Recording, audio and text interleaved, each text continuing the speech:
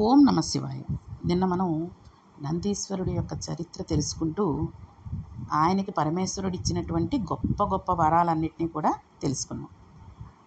అయితే నందీశ్వరుడు ఆది వృషభం కాబట్టి ఆయన వృషభ రూపంలో ఉంటాడు కదండి. అయితే శైవాగమం ఒక ఆంక్ష విధించింది. శివాలయంలో శివలింగ దర్శనం చేసేటప్పుడు మనం వెళ్ళాం కదా అని నందీశ్వరుడు పక్క నుంచి వెళ్ళడం కానీ, నందీశ్వరుడికి శివుడికి మధ్యలోంచి వెళ్ళడం కానీ చేయకూడదు. అందుకే చాలా చోట్ల గుళ్ళలో నందీశ్వరుడికి శివుడికి మధ్యలో ఎక్కువ స్థలాన్ని ఉంచకుండా దగ్గరగా ఉంచేటట్టు చేయాలి. లేదా లోపల గర్భాలయంలోకి అంటే అంతరాలయంలోకి కొంతమందిని ముఖ్యమైన వాళ్ళని తీసుకువెడుతూ ఉంటారు. అందుకనే పెద్ద నందీశ్వరుడిని బయట పెట్టి పెద్ద పెద్ద గుళ్ళలో చిన్న నందీశ్వరుడిని శివలింగానికి ఎదురుగుండా పెడుతూ ఉంటారు. అంటే శివలింగానికి ఎదురుకుండా పెట్టిన నందీశ్వరుడికి శివలింగానికి మధ్యలోంచి ఎవరు వెళ్ళరు. అంతరాలయంలోకి పెడతారు కానీ గర్భాలయంలోకి కేవలం పూజారి మాత్రమే వెళ్ళగలడు. కాబట్టి అటువంటివి పెడతాడు. అలా లేని చోట్ల చిన్న చిన్న ఆలయాలు ఎక్కడైనా ఉన్న చోట నందీశ్వరుడికి శివుడికి మధ్యలో కనుక కొంచెం స్థలం ఎక్కువగా ఉండి మనం లోపలికి వెళ్ళడానికి కనుక ప్రవేశం ఉంటే ఆ ఇద్దరి మధ్యలోంచి మాత్రం మనం ఎప్పుడూ కూడా వెళ్ళకూడదు. పక్క నుంచి వెనక నుంచో దండం పెట్టుకోవాలి. శివాలయంలో ఈశ్వరుని దర్శనం చేసేటప్పుడు శివుణ్ణి ఎలా దర్శనం చేయాలో శైవాగమం చెప్పింది. శైవాగమంలో చెప్పిన విధంగా మాత్రమే మనం శివుణ్ణి దర్శనం చేయాలి. ఇంకో విధంగా దర్శనం చేయకూడదు. అలా వేరొక విధంగా దర్శనం చేసిన వారు శివుని కోపానికి గురి అవుతారు. అయితే మరి శివ దర్శనం ఎలా చేయాలండి అంటే, తోక పక్కకు పడివేసి వృషణాలు కనబడేటట్టుగా నందీశ్వరుని మూర్తి పడుకుని ఉంటుంది శివాలయంలో. శివాలయాలకి వెళ్ళిన వాళ్ళకి చాలామందికి తెలుస్తుంది. ఎడమ చేతి బొటనవేలిని, ఎడమ చేతి చూపుడు వేలిని నంది కొమ్ముల మీద వేసేసి కుడి చేతితో ఆయన వృషణాలను పట్టుకుని 2 వేళ్ల మధ్యలోంచి శివలింగాన్ని చూస్తూ హరహర మహాదేవ శంభో శంకర అనాలి. ఈ కుడి చేయి కొమ్ముల మీద పెట్టాలా, ఎడం చేయి కొమ్ముల మీద పెట్టాలా అని చాలామంది కన్ఫ్యూజ్ అయిపోతూ ఉంటారు. సరిగ్గా చూసేవాళ్ళని కూడా, అంటే ఎదురుగుండా శివుడు కనిపిస్తున్నప్పుడు మనం నందీశ్వరుడు మనం ఎడం చేతి వెంపు ఉండేటట్టుగా మనం అతని పక్కకు వచ్చేసి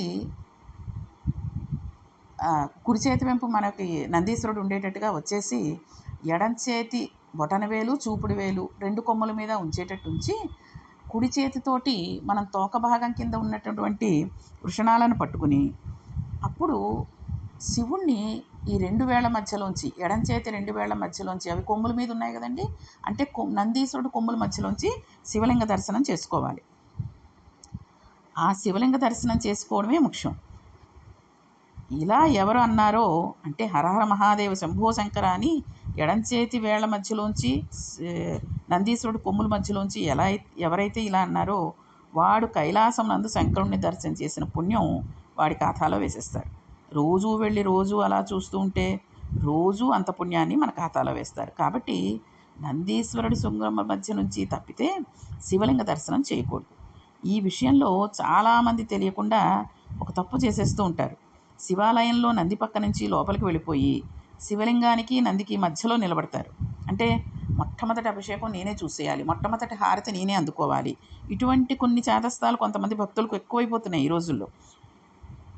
అప్పుడు ఎవరైనా కొంచెం విషయం తెలిసినవాడు నందీశ్వరుని శృంగాల మధ్యలోంచి శివలింగాన్ని చూసే ప్రయత్నం చేస్తే అడ్డుగా నిలబడినటువంటి వాడి పృష్ఠభాగం కనబడితే ఆ చూస్తున్నవాడు బెంగ పొందితే కొత్త పాపం అడ్డుగా నిలబడి వాడి ఖాతాలో పడిపోతుంది. ఎవరి ఖాతాలో?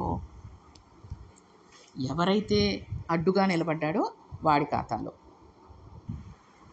ఇవి తెలిసి తెలియక పిచ్చి చాదస్తంతో పరమ భక్తితోటి పిచ్చి భక్తితోటి చేసేస్తున్న వాళ్ళకి తెలీదు అనుకుని పరమశివుడు వాళ్ళకి మినహాయింపు ఇవ్వడు. వాళ్ళకి కూడా ఆ పాపాన్ని అంటగట్టేస్తాడు, ఆ ఖాతాలో పడిపోతుంది. మనం దీపం పెట్టి శివుడికి అభిషేకం చేయించిన పుణ్యం ఖాతాలో ఎంత పడుతుందో పాపం కూడా అంతకు రెట్టింపు పడిపోతూ ఉంటుంది. కాబట్టి అర్చకుడికి అంటే అక్కడ పూజ చేసేవాడికి తప్పితే శివాలయంలో శివలింగానికి నందికి మధ్య తిరిగే అధికారం ఎవ్వరికీ ఉండదు. నందీశ్వరుడు జీవుడికి సంకేతం అండి, శివుడు బ్రహ్మానికి సంకేతం. జీవుడికి బ్రహ్మలకి మధ్యలో భేదం చెప్పడం కానీ మధ్యలోకి వెళ్ళడం కానీ చేయకూడదు. కాబట్టి ఎప్పుడూ అలా దర్శనం మాత్రం చేయకూడదు. శివుడిని, నందీశ్వరుణ్ణి శృంగముల మధ్య నుండి మాత్రమే చూడాలి అనే విషయాన్ని మనం మర్చిపోకూడదు. అయితే దీనికి ఒక చిన్న మినహాయింపు కూడా ఉంది. అదే కావాలని ఎదురు చూస్తూ ఉంటాం. ఎందుకంటే వెళ్ళిన తర్వాత ఊరికే అలా దండం పెట్టేసుకుని ఇలా వెళ్ళిపోవాలి. గుడికి వెళ్ళినట్టు ఉండాలి. ఆఫీస్కి పెడుతూ గుడికి వెళ్ళిపోయి దర్శనం చేసేసుకుని పుణ్యం సంపాదించేయాలి.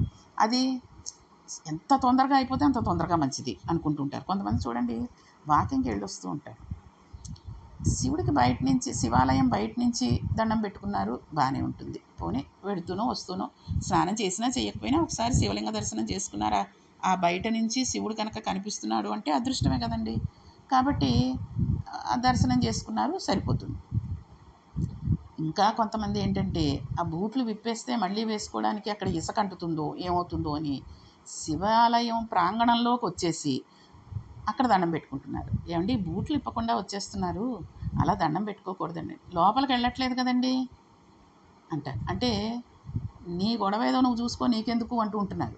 కాబట్టి మనం ఇప్పుడు భక్తిగా ఉన్నవాళ్ళం, కొంత తెలిసిన వాళ్ళం చెప్పినా అది పొరపాటు అయిపోతుంది. లేదు చెప్పకుండా ఉంటే అయ్యో తెలిసి చెప్పలేదే అని ఆ రోజంతా మనం గింజుకుంటూ ఉండాలి. కాబట్టి చేసేవి చిన్న చిన్న పొరపాట్లు పట్టించుకోలే దేవుడు అనుకోకండి. మన మనసులో ఉండే ఆలోచన పుట్టక ముందే పరమేశ్వరుడికి తెలిసిపోతూ ఉంటుంది.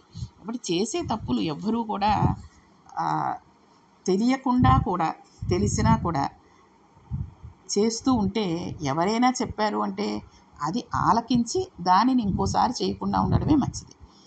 కాబట్టి ఈ నందీశ్వరుడికి శివుడికి మధ్యలోంచి వెళ్లకుండా వెళ్ళేటట్టుగానో ఉండేటటువంటి ఒక చిన్న మినహాయింపు ఉంది. ఏంటంటే తెలుసా అండి, శివలింగానికి సాయంకాలం కవచం పెడతారు. అలా కవచం తొడిగి ఉంటే మాత్రం మనం శివలింగాన్ని నంది శృంగాల నుంచి చూడక్కర్లేదు, మనం తిన్నగా శివదర్శనం చేసుకోవచ్చు. శివలింగం అభిషేకం చేయబడి కవచం కనుక పెట్టి ఉండకపోతే మనం తప్పనిసరిగా నందీశ్వరుని శృంగాల మధ్యలోంచే శివలింగ దర్శనం చేయాలి. అలాగే మనం చెప్పుకున్నాం చూడండి, ఈ అరటిపండు మొక్కలు, తర్వాత కార్తీక దీపాలు వెలిగించేయడం, ఆ తోక, కాళ్ళు, పక్కనున్న నడుము అది కాలిపోతున్నా కానీ మన పుణ్యం మందే అనుకుని చేసేస్తూ ఉంటే పుణ్యం పేరుతో హద్దులేని పాపాలు చేసేస్తున్నట్టుగా అవుతుంది. కాబట్టి ఆడవాళ్ళు జాగ్రత్త. కొంతమంది 365 ఒత్తులు వెలిగించేస్తారు అక్కడ. ఎంత వేడి ఉంటుందండి. స్టవ్ దగ్గర వేడిగా ఉన్న స్టవ్ కట్టేసిన తర్వాత వేడిగా ఉన్న గిన్నె పట్టుకోవడానికి మనం ముట్టుకుని తీసి ఆ పటకారతో పట్టుకుని నానా బాధలు పడిపోతూ ఉంటాం. 365 ఒత్తులు ఒక్కసారి ఆ వృషభం దగ్గర, నందీశ్వరుడి దగ్గర పెట్టేస్తే ఆ వేడి తగలదా అండి? ఏమండి అదొక రాతిది విగ్రహం కదా, దానికి వేడంటారేమిటి అంటే అది అసలు నీకు భక్తి లేదు అని అన్న విషయం తెలుస్తుంది. ఎందుకంటే గుడికి ఎందుకు వెడతామండి, అక్కడ ఆ శివలింగంలో ఆ మూర్తిలో ఆయన ఉన్నాడు అని నమ్ముతున్నాం. ఇంట్లో పూజ చేస్తున్నామంటే ఒక మూర్తిని మనం, అందుకే విగ్రహాలు అని అనకూడదు, మూర్తి అనాలి. ఆయనని మనం పూజ చేస్తున్నాము అంటే ఆయన ఉన్నాడు అనే నైవేద్యం పెడుతున్నామండి, ఆయన తింటాడా చేస్తాడా అంటే అది పొరపాటు. ఆయన తినడు, నోట్లోకి తీసుకుని చేత్తో తినేడు, కళ్ళతో చూస్తేనే అది ప్రసాదం అయిపోతుంది. మనం నైవేద్యం పెట్టినది ఎంత మడిగా చేసినా ఏం చేసినా ఆయన కళ్ళతో చూడలేదే అనుకోండి, అది ఇంకా మనం బయట బండి మీద కొనుక్కున్న పానీపూరి లాంటిదే, మురికి కాలువ పక్కన తిన్నటువంటి పానీపూరి లాంటిది అవుతుంది. కాబట్టి ఇటువంటి విషయాలన్నీ కూడా మనం తెలియక ఎన్ని చేస్తున్నాము. ఇప్పుడు ఈ పురాణాల ద్వారా తెలుసుకున్న తర్వాత చాలా మటుకు మనం వాటిని తప్పించడానికి ప్రయత్నం చేయాలి. కొంతమంది ఉంటారు పూజ చేస్తారు, గబగబా చేసేసుకుంటారు. ఎందుకంటే బయట టైం అయిపోతుంది, లేకపోతే ఫోన్ ఏదో వస్తూ ఉంటుంది, ఆ ఫోన్ ఎవరిదో సరిగ్గా వినపడదు, ఎవరిదో తెలియాలి, ఇక్కడ పూజ అవ్వట్లేదు అని చెప్పి గబగబా పూజ చేసేస్తారు, నైవేద్యం పెట్టేస్తారు. ఇంకా అది ఎంత స్పీడ్గా చేస్తారంటే ఒక తంతులా చేసేస్తారు. హస్తో ప్రక్షాళనం, పాదో ప్రక్షాళనం, శుద్ధాచమనం సమర్పయామి. అది హస్తో ప్రక్షాళయమి అంటే ఆయన ప్రసాదం తీసుకున్న తర్వాత ఆయన చేతిని కడిగి తుడిచినటువంటి అనుభూతిని మనం మనసులో పెట్టుకోవాలి. తిన్న తర్వాత భోజనం చేశాక కాళ్ళు కడుక్కుంటారు కదండి. పాదో ప్రక్షాళయామి అంటే పాదాలు కడిగి ఆ పాదాలను తుడిచి మళ్ళీ గంధలేపనం చేసి ఆయన పాదాలు ఆరేటట్టుగా ఒక పళ్ళల్లో పెట్టి పుష్పం పెట్టాలి. అది మనం కనీసం మనసులో ఊహించుకునేంత సమయం ఎంత, ఒక 2-3 సెకండ్లు పడుతుంది. ఆ సమయాన్ని కూడా విదలకుండా గబగబ గబగబ ఒకదాని తర్వాత ఒకటి పాఠం అప్పచెప్పినట్టు చెప్పేస్తే అది పూజ అవుతుంది, అది ఒక తంతు అవుతుంది. కాబట్టి పూజ చేసేటప్పుడు కూడా ఇంత చేశాక 2 పటిక బెల్లం ముక్కలు లేదా ఒక ఖర్జూరం పండు ఇవే పెడతారు ఆయనకి. ఆ పెట్టినవి మళ్ళీ ఆ గదిలోంచి అన్నీ ఒకేసారి వచ్చేయాలి బయటికి, ఇంకా మళ్ళీ గదిలోకి వెళ్ళి ఆ గడప దాటి లోపలికి వెళ్ళి మళ్ళీ బయటకు వచ్చి కాకుండా. అందుకని ఈ ఉద్ధరణి ఆ పంచపాత్రలో ఉన్నటువంటి నీళ్లతో సహా తీసుకుని బయటకు వచ్చేస్తూ ఈ ప్రసాదపు పళ్ళెంలో ఉన్న 2 పటిక బెల్లం ముక్కలో, లేకపోతే ఆ ఖర్జూరం ముక్కు, లేకపోతే కొంతమంది ఉంటారండి కమలాఫలం పండులా పెట్టేస్తే మొత్తం అంతా ఆయనకి వెళ్ళిపోతుంది, లేకపోతే అరటిపండు తొక్క తీసి పెట్టమంటారు, అది పెట్టేస్తే ఈగలవి వాలిపోతాయని కొంచెం గిచ్చి పెడుతూ ఉంటారు. లేకపోతే కమలాఫలం ఒకతోనే పెడుతూ ఉంటారు పాపం, ఆయన ఎక్కువ తింటే అజీర్ణం చేస్తుందేమో అని. కాబట్టి ఇటువంటివి పెట్టినప్పుడు అది మళ్ళీ వస్తూ ఆ గదిలోనే నోట్లో పడేసేసుకుని ఈ నములుకుంటూ వెళ్ళి ఆ తులసి మొక్కలోను ఈ ఉద్ధరణితో ఉన్నటువంటి పంచపాత్రలో ఉన్నటువంటి నీళ్లు ఆ మొక్క మీద వేసేస్తారు. మొక్క మొదల్లో కూడా కాదు, పైనుంచి వేసేస్తారు, దానికి ఏదో అభిషేకం చేసేస్తున్నట్టు. అవి కింద పడ్డాయా, ఎవరైనా తొక్కుతారా అని కూడా ఆలోచించరు. మన పని అయిపోయింది, పూజ చేసేసుకున్నాం, ఓ పంచ కట్టుకున్నాం, ఊరందరూ చూస్తున్నారా లేదా, వచ్చేయడం అంతే. ఇదే తంతుగా చేస్తున్నారు తప్పితే ఒక భక్తితోటి ఒక మనస్సు పెట్టి పూజ చేసేవాళ్ళు తక్కువనే చెప్పచ్చు. కాబట్టి మనం నందీశ్వరుడి శృంగంలో నుంచి శివలింగ దర్శనం చేసిన తర్వాత ఆగి నందీశ్వరుడికి నమస్కరించి ఒక మాట చెప్పాలి. ఏంటో తెలుసా అండి? నందీశ్వర నమస్తుభ్యం సాంబానంద ప్రదాయక మహాదేవస్య సేవార్థం అనుజ్ఞాం ధాతుమర్హసి అని అడగాలి. అంటే, అయ్యా నందీశ్వర నీకు నమస్కారం, అంబతో కూడినటువంటి శంకరుని వలన మాయందు ప్రవర్తించవలసిన ఆనందానికి కారణభూతుడైన వాడివి నువ్వు. నేను మహాదేవుని సేవ చేసుకోవాలని లోపలికి వెడుతుకుంటున్నాను. అలా నేను సేవ చేసుకోవడానికి నాకు నీవు అనుజ్ఞను ఇవ్వవలసింది అని చెప్పి మనం లోపలికి వెళ్ళి గోత్రనామాలతో పూజ చేసుకోవాలి. అంతేగాని మనం నందీశ్వరుడి అనుమతి లేకుండా శివాలయంలో పూజ చేయకూడదు. అలాగే శివాలయంలో చండీశ్వరుడు కూడా ఉంటాడు. చండీశ్వరుడి దగ్గరికి ఆయన తపస్సులో రమించిపోతూ ఉంటాడు. శివుడి గురించి తపస్సులో ఆయనకి అంతా శివమయమే. కానీ మనం చాలామంది చెప్పేది ఏంటో తెలుసు, అక్కడికి వెళ్ళి చప్పట్లు కొట్టి వచ్చేస్తూ ఉంటారు. ఎవరైనా అడుగుతారు, నాలాంటి వాళ్ళు తెలియని వాళ్ళు, ఏమండి అక్కడికి వెళ్ళి ఎందుకండి చప్పట్లు కొడతారు చండీశ్వరుడి దగ్గరికి వెళ్ళి అంటే, ఆయన చెవిటివాడండి, ఆయనకి వినిపించదు కాబట్టి చప్పట్లు కొట్టి మేము వచ్చామని చెప్తాం అంటారు. ఈ చండీశ్వరుడు పాపం అలా చెవిటివాడైపోయాడు. అసలు కారణం ఏమిటో తెలుసా అండి? మనం శివాలయంలోకి వెళ్ళిన తర్వాత అభిషేకం అది చేశాక ప్రసాదంగా అరటిపళ్ళో కొబ్బరికాయో ఏవో పట్టుకెడతాం కదండి. ఆ కొబ్బరి చిప్ప ఆ పళ్ళు ఏవో మళ్ళీ పూజారి గారు సగం సగం మనకి ఇస్తారు. చాలామందికి ఉండేటువంటి పిచ్చి అభిప్రాయం ఏమిటంటే శివాలయంలోంచి ప్రసాదం ఇంటికి తెచ్చుకోకూడదు అంటారు. ఇంటికి తెచ్చుకోకపోవడం ఏంటండి? అది ప్రసాదం, శివుడి ప్రసాదం తెచ్చుకోకపోవడం ఏమిటి? ఆ గోడ మీదో ఎక్కడో పెట్టేస్తూ ఉంటారు, అదో భయం. ఏమిటో పిచ్చి ఈ యూట్యూబ్లో అవి వచ్చిన తర్వాత పిచ్చి అనుమానాలు భక్తులకు ఎక్కువైపోయి ఏం చేస్తున్నారో తెలియట్లేదు, ఎవరేం చెప్తున్నారో తెలియట్లేదు. మొత్తానికి భక్తి అనేది పోయి అదొక రకమైన భయం, అదొక రకమైనటువంటి భ్రాంతి కలుగుతుంది. గొప్ప కోసం పూజలు చేసేస్తూ ఉంటారు, మళ్ళీ అది చేసిన దాంట్లో తప్పుందా ఒప్పుందా తెలియక భయపడిపోతూ ఉంటారు. కాబట్టి శివాలయంలో ప్రసాదం తీసుకోకూడదు అనేది మాత్రం ఉట్టి మాట. తీసుకుని రావాలి ఇంటికి. అది ఇప్పుడు ఈ చండీశ్వరుడి దగ్గరికి వెళ్ళి ఎందుకు చప్పట్లు కొడతారు అంటే, ఆయన శివుడిని ధ్యానిస్తూ ఆయనలో ఆయన రమించేస్తూ ఉంటాడు. అటువంటప్పుడు మనం వెళ్ళి అక్కడికి వెళ్ళి నమస్కారం చేసినా ఆయనకి తెలీదు, ఆయన అంత తపస్సులో మునిగిపోయి ఉంటాడు. అందుకని చప్పట్లు కొడతాం, ఎవర్రా నన్ను డిస్టర్బ్ చేసింది అన్నట్టుగా ఆయన చూస్తాడు. కాబట్టి వెంటనే చప్పట్లు కొట్టి ఆగిపోకూడదు, ఎందుకంటే ఆయనకు కోపం వస్తే అదో కష్టం. అందుకని, అయ్యా చండీశ్వరుడా, నేను శివాలయానికి వచ్చాను, వచ్చి ఆయనకి నైవేద్యంగా పెట్టిన ఈ ప్రసాదాన్ని ఇంటికి తీసుకెడుతున్నాను, కాబట్టి నీవు అనుగ్రహించవలసింది అని చెప్పి మనం ఈ ప్రసాదాన్ని తెచ్చుకోవాలి. ఎందుకంటే శివాలయం ఆయన సొత్తు. ఆయన దగ్గరికి వెళ్ళి, ఆయన శివాలయంలోకి వెళ్ళి ఆయనకు చెప్పకుండా మనం తెచ్చేసుకుంటే పరమేశ్వరుడి దగ్గర నుంచి దొంగతనంగా తెచ్చుకున్నట్టు అవుతుంది కాబట్టి చండీశ్వరుడికి చెప్పకుండా తెచ్చుకోకూడదు అంటారు. అంతేకాని ఆయనకి చెవుడని కాదు. అలాగే నందీశ్వరుడి దగ్గరికి వెళ్ళి కూడా ఈ విషయం చెప్పుకోవాలి. నువ్వు పార్వతీ పరమేశ్వరులకి అభిషేకం చేసుకుని ఆయన పూజ చేసుకునే అనుమతిని ఇయ్యి, గోత్రనామాలతో పూజ చేసుకునే అనుమతిని ఇయ్యి అని నందీశ్వరుణ్ణి అడిగి శివాలయంలోకి వెళ్ళాలి. కాబట్టి ముందు నందీశ్వరుడి శృంగమంలోంచి శివలింగ దర్శనం చేసుకుని లోపలికి వెళ్ళాలన్నమాట. కాబట్టి నందీశ్వరుడు 4 పాదాలతో చక్కగా పడుకుని ఉంటాడు. బసవయ్య ధర్మానికి మారుపేరు అని చెప్పుకున్నాం కదండి. లేపాక్షిలో ఉండే బసవయ్య అంత అందంగా ఉంటాడండి. ఆయన 4 పాదాలతో పడుకుని ఉంటాడు. ఈ 4 పాదాలు ధర్మాన్ని సూచిస్తూ ఉంటాయి. ఆ ధర్మం మీదనే భగవంతుడైన శివుడు అధిరోహించి ఉంటాడు.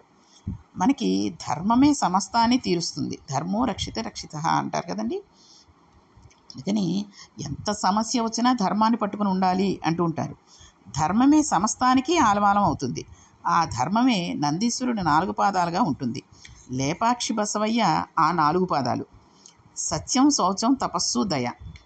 మనకి ప్రతిరోజు నందీశ్వరుని వృషణాలు పట్టుకుని ఆయన శృంగాల మధ్యలోంచి శివలింగాన్ని చూడడం అలవాటైతే మనకు తెలియకుండానే ఈ 4 గుణాలలో కొన్ని గుణాలు మన యందు ప్రవర్తిస్తాయి.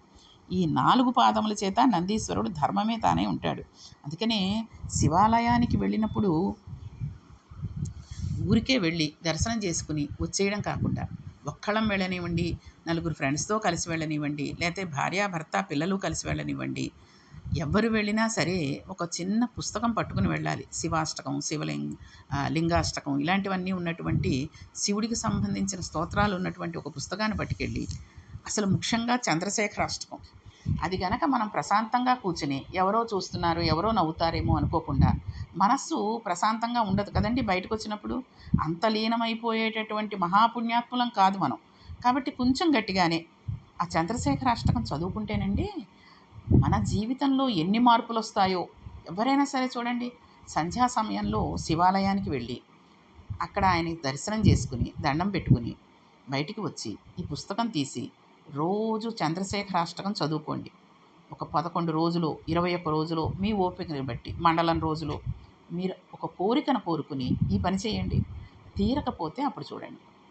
అది సర్వసాధారణంగా చాలామంది ఏంటంటే చదివేయమన్నారు అని గబగబా చదివేసుకుని వచ్చేసాం. 40 రోజులు చేశానండి, ఏమీ రాలేదు. ఆవిడ చెప్పింది కదా అని చేస్తే నాకు ఊరికే కాళ్ళు నొప్పులును నోటి ఘోష తప్పితే ఏమీ లేదు అనుకుంటే పొరపాటు. నువ్వు భక్తిగా మనసు పెట్టు. వచ్చినవాడు కొబ్బరికాయ కొడుతున్నాడా, జీన్స్ ప్యాంట్ వేసుకున్నాడా, లేకపోతే వచ్చినవాడు పట్టుచీర కట్టుకుందా, మెళ్ళో హారం వేసుకుందా, ఇలాంటివన్నీ చూసుకుంటూ నువ్వు చంద్రశేఖరాష్టకం కాదు కదా. ఇంకేమి చదివినా పరమశివుడు నీకు ఏ వరాన్ని ఇవ్వడు. అది కాకుండా ఎవరూ లేరు, నేను ఆ శివలింగం ఇద్దరమే ఉన్నాం అనుకుని నువ్వు చదువుకుంటే తప్పకుండా పరమేశ్వరుడు సంతోషించి నీ వరాన్ని, నీ కోరికని వరంగా ఇచ్చేస్తాడు. కాబట్టి ఎప్పుడైనా సరే శివాలయానికి వెళ్ళినప్పుడు ఈ పనులన్నీ కూడా చేస్తూ ఉంటే మనం ఇంకా పుణ్యాన్ని సంపాదించుకోవడానికి కారకులం అవుతాం. అయితే రేపు మనం పారాయణంలో భోజమహారాజు గారు చంపూ రామాయణం అని ఒకటి ఉంటుంది. అది ఏమిటి, ఆ చంపూ రామాయణంలో భోజరాజు గారు చెప్పినటువంటి కొన్ని మంచి మంచి విషయాలను చెప్పుకుంటూ ఇంకా ఈ నందీశ్వరుడి చరిత్ర గురించి మనం చెప్పుకుందాం. కాబట్టి రేపటి పారాయణంలో ఆ విషయాన్ని చెప్పుకోవడానికి కొనసాగిస్తూ ఈ రోజుకి సెలవు తీసుకుందాం. ఓం నమః పార్వతీపతి హర హర మహాదేవ శంభో శంకర.